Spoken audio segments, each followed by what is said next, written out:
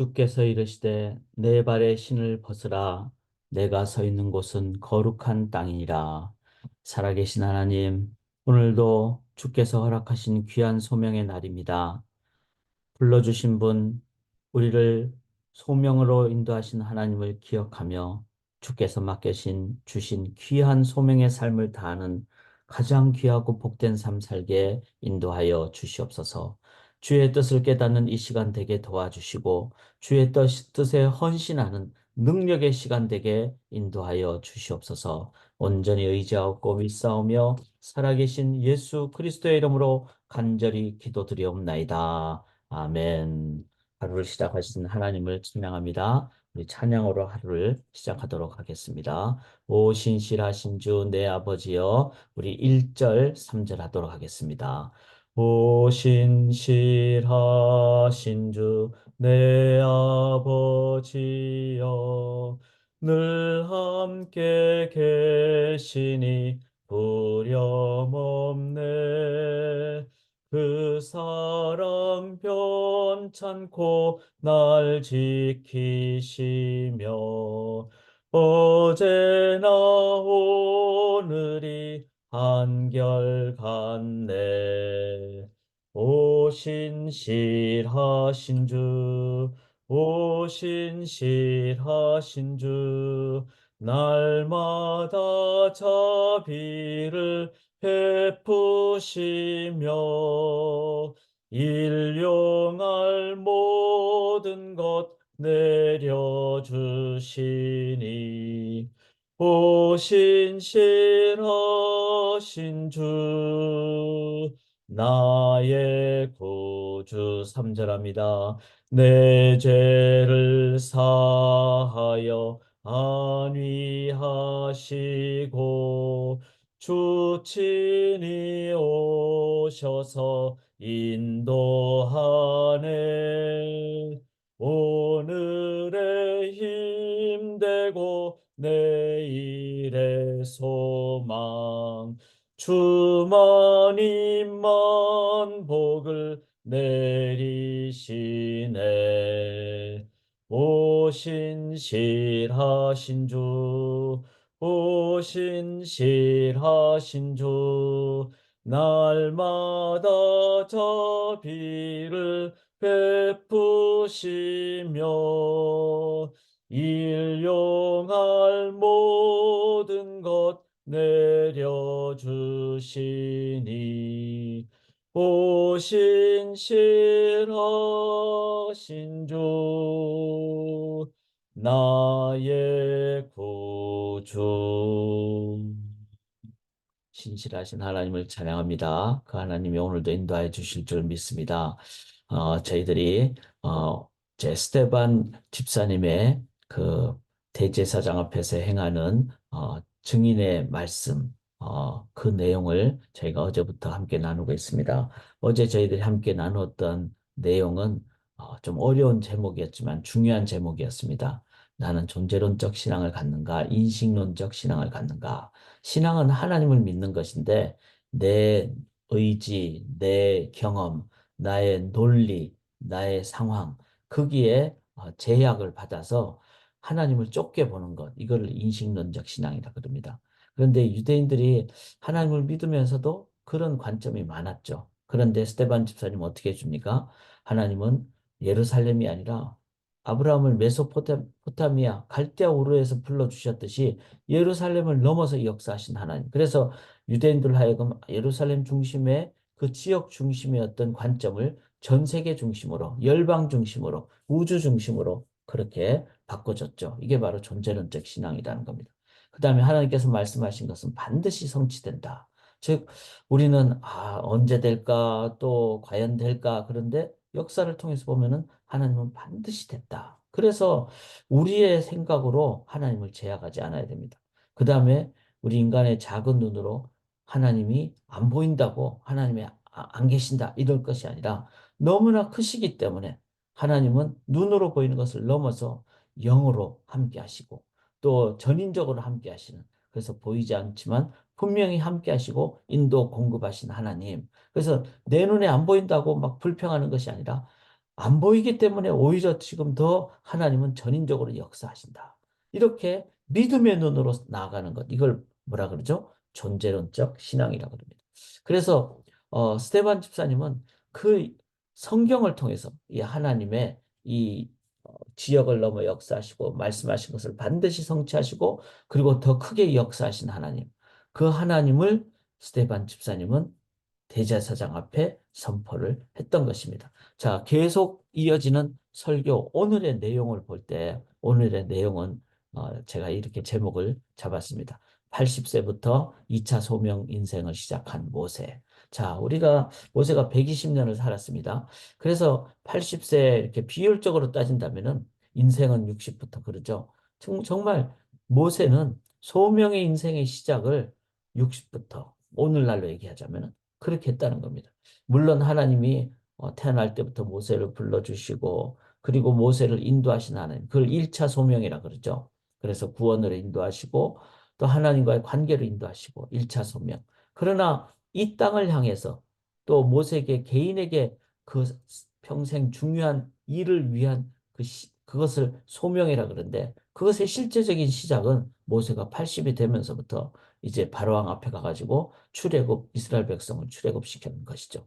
자, 그걸 위해서 80세니까 어떻게 보면은 우리가 나는 나이가 들었어. 이렇게 생각하는 것은 성경적으로 맞지 않다는 겁니다.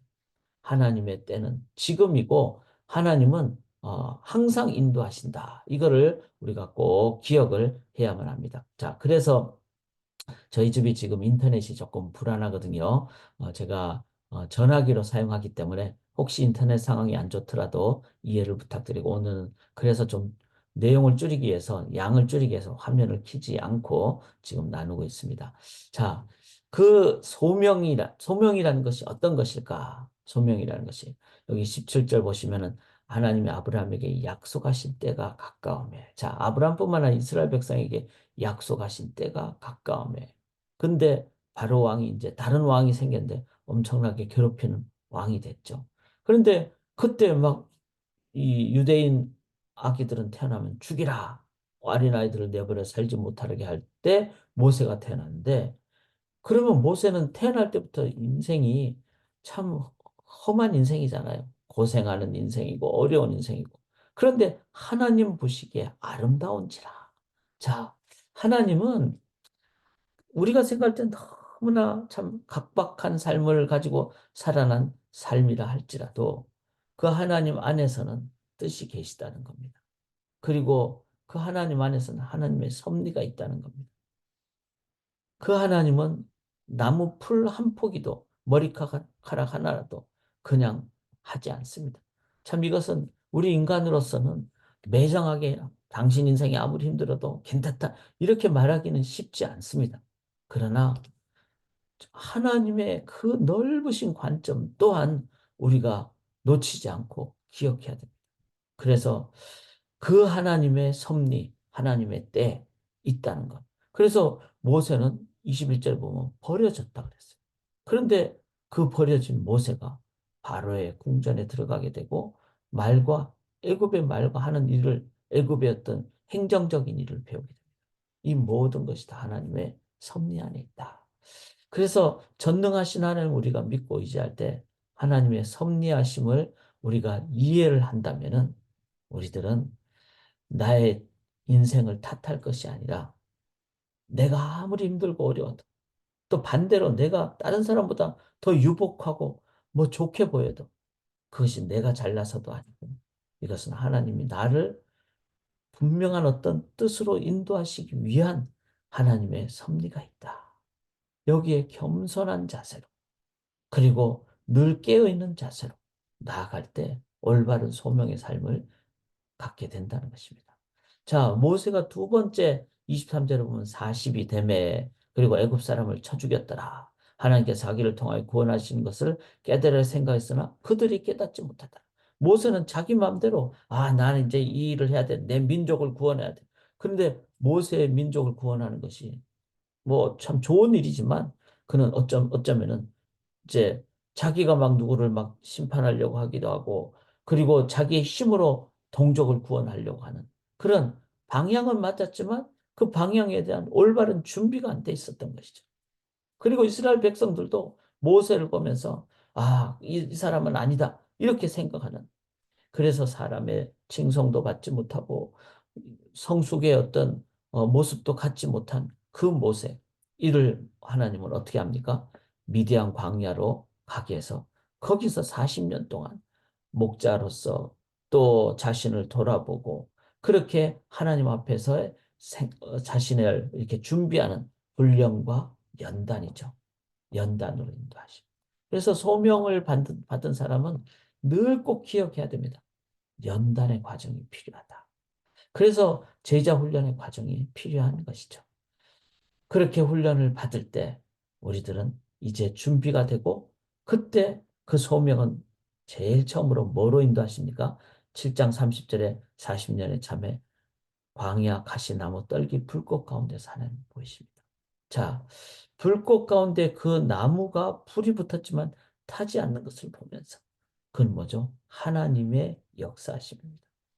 하나님이 함께 하실 때 하나님이 모세에게 네 발에 신을 벗으라. 자, 나는 나무를 태우지 않으면서 불을 내는 하나님이다. 불타오르듯이 열정적으로. 그러나 이렇게 기적적으로 하나님의 능력으로. 그래서 네 발에 신을 벗으라. 이거는 뭐죠? 너 마음대로 하지 말고 내 뜻대로 해라. 하나님 뜻대로 해라. 신은 내가 신고 내 마음대로 가잖아요. 그러니까 너의 생각을 내려놓아라. 하나님의 뜻대로. 하나님께로 나아가는 것을 거룩이라 그랬죠. 그리고 하나님의 전적으로 의지하는 것을 불러주신 분 뜻대로 향하는 소명자의 자세이죠. 사랑하는 여러분, 우리는 소명 없이 사는 사람은 저는 없다고 믿습니다. 그래서 제가 오늘 이렇게 그 유튜브 할 때는 항상 앞에 표지를 다는데 소명 없는 성도는 없습니다. 이렇게 제목을 달았습니다. 맞습니다. 하나님이 불러주신 1차 소명을 받은 성도는 모든 성도는 다 뭐가 있습니까? 2차 소명. 이 땅을 향해서 뭔가 하나님의 나라 건설의 도구가 되는 것이 있습니다. 그것을 기억을 하시면서 오늘 하나님 때에 또 연단으로 또 거룩으로 하나님 나를 불러주신 것을 기억하며 그 소명에 충성 다할 때 우리를 통해서 하나님의 나라가 건설되고 소명은 높낮이가 없습니다. 누구의 소명이 더 높고 그렇지 않습니다. 그래서 감사하시고 비교하지 않고 그리고 충성 다하고 그렇게 할 때 가장 기쁜 의미의 삶, 평안의 삶, 감사의 삶을 사는 가장 귀한 삶 사실 줄 믿습니다. 살아계신 하나님, 소명, 충성 다하는 우리 소망의 모든 성도님들 되게 도와 주시옵소서. 영광 올려드리오며 살아계신 예수님 이름으로 기도드리옵나이다. 아멘.